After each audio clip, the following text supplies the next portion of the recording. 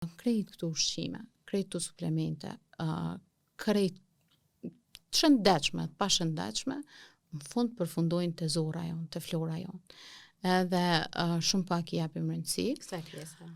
Kështu që, do të thonë krejt domin, krejt kontrabarllogit është zora jon. Edhe në këtë rast duhet me mendu këto. Duhet me mendu për shëndetin e saj, edhe duhet me mendu për me mbrojt. Në momentin që shkatruan probiotik edhe në zorën tonë, atër 70% në sistemit imunitar varet prej zorës tonë edhe mikroflorës tonë.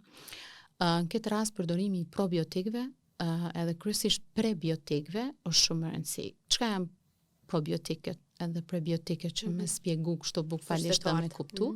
Probiotikët janë bakterie të mira që ndodhen në zorën tonë, janë disa.